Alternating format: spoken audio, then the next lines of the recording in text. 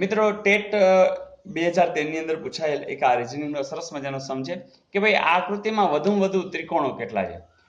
મેં અગાઉ પણ વાત કરી તેમ કે જ્યારે આવું પૂછે તો સીધા આમ ગણવા બેસી નહીં જવાનું. આપણે સાઈડમાં એક આખી આખી આકૃતિ ડેવલપ કરવાની. જેમ કે જો આ આકૃતિની અંદર આ એક મેઇન ત્રિકોણ તો દેખાય જ છે, તો એક તો દોરો, બરાબર.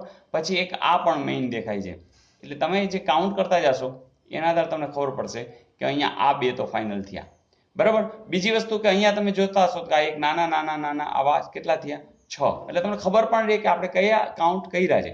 તો આ મોટા 2 અને આ નાના નાના જે કોર્નરના છે એ 6. ચાલો હવે આકૃતિની અંદર શું થાય છે? તો આવી પોઝિશન થાય છે. તો હવે શું થાય છે? તો આ 1 2 3 4 5 ને 6 આ બીજા નવા 6 થઈ ગયા.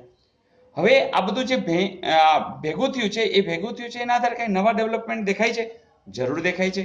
જો કે અહીંયા તમે ધ્યાનપૂર્વક જોશો ને તો એક આ ટાઈપનો પણ ત્રિકોણ જે કાઉન્ટ નથી થયો ક્યાંય, આ આપણે મેઇન ગણી લીધો પણ આ નથી થયું. તો માત્ર એ એક નહીં, એવી 6 બાજુએ તમને દેખાશે. જેમ કે અહીંયા જોજી, બરાબર. એ જ રીતે અહીંયા તો એવા કેટલા હોય? તો આવા 6 જ હશે. તો જોજી, આ સિવાય હવે કઈ દેખાતા નથી. તો 6 તેરી 18 ને 2 20. તો એનો અર્થ કે અહીંયા ટોટલ કેટલા ત્રિકોણ છે? 20. અને એ પરફેક્ટ છે, ક્યાંય પણ ભૂલ નથી, જેથી કરીને આપણો 1 માર્ક જવાની બિલકુલ ચિંતા રહે નહીં. તો આવા સમની અંદર ખાસ ધ્યાન રાખવાનું, કોન્ફિડન્સ સાથે કરો, પ્રેક્ટિસથી કરો તો પૂરેપૂરા માર્ક્સ મળી જ શકશે. પછીનો સમ કે ભાઈ નીચેની આકૃતિમાં કેટલા ચતુષ્કોણો? મિત્રો ચતુષ્કોણ એટલે તમને ખબર છે કે એની રચના 4 ખૂણા હોય, બરાબર. તો આમ હોય, ગમે તેમ હોઈ શકે.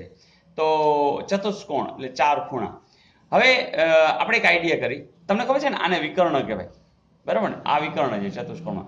ધારો કે હું આને વિકર્ણ વિચારું છું, બરાબર, આટલાને વિકર્ણ. તો તમને જો અહીંયા એક આ ચતુષ્કોણ દેખાશે, બરાબર. તો તમને આવો એક ચતુષ્કોણ મળ્યો. ક્યારે જ તમે આને વિકર્ણ ગણો છો ત્યારે. તો આ શું કામ ગણ્યું? કે જો આને વિકર્ણ ગણો છો એમ આને ગણો તો જો તમને આમ મળશે, બરાબર. એ જ રીતે આને ગણો તો તમને આ મળશે.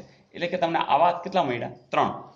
પછી તો હવે થોડું એમ વિચારો કે દાખલા તરીકે આ જે છે અહીંથી અહીંયા, અહીંથી અહીંયા, અહીંથી અહીંયા અને અહીંથી અહીંયા, એટલે કે આ જે બાજુ છે એને બેઝ બનાવો ને એને સમાંતર. તો આવું એક મળશે, એવું જ અહીંયા મળશે, એવું જ અહીંયા મળશે, બરાબર ને. તો તમે આવો જ્યારે બેઝ કરો છો તો એવા પણ કેટલા મળે છે? 3. ચાલો હવે વિચારો, તમે ધ્યાનપૂર્વક વિચારશો પણ હવે તમને કોઈ નવું દેખાતું નથી. એનો અર્થ કે 3 + 3 = 6 અને આનો જવાબ આવશે 6. તો મિત્રો આવી આકૃતિમાં બહુ મજા આવે, મગજ કસવાની પણ મજા આવે અને મગજને ખોરાક મળતો હોય એવું લાગશે, એટલે આનંદ પણ આવશે. તો આવા સમ ઘણા બધા હોય છે, પ્રેક્ટિસ ચાલુ રાખજો. આના માટેનો એક આખા વિભાગવાર મેં પ્લેલિસ્ટની અંદર મૂકેલ છે. એ તમામે તમામ આકૃતિ આધારિત જે પ્રશ્નોના જવાબ છે એ જરૂરથી જોઈ લેજો. Okay, all the best.